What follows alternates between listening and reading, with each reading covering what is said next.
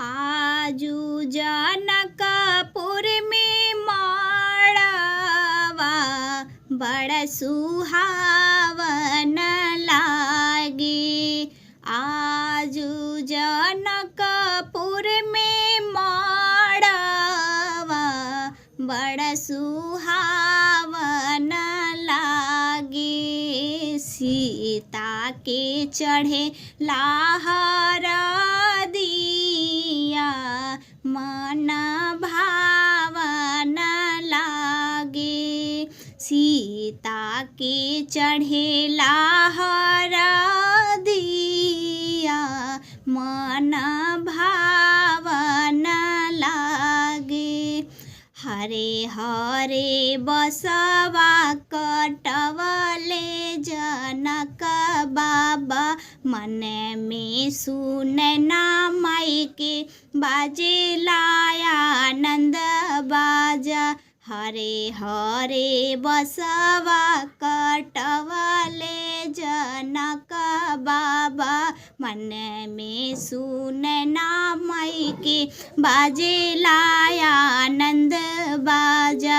शोर भैले सगरी महलिया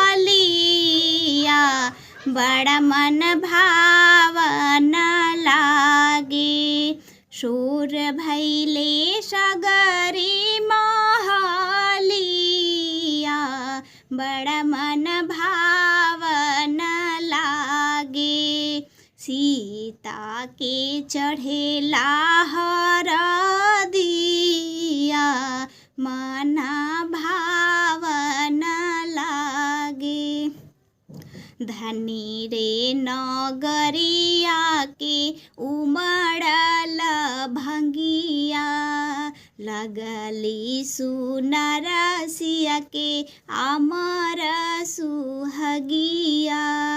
धनी रे नगरिया के उमड़ल भंगिया लगली सुनरसिया के अमर सुहगिया।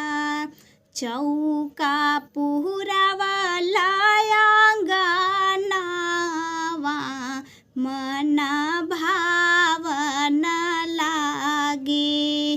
चौका पुहरावला आंगनवा बड़ा मन भावन लागे।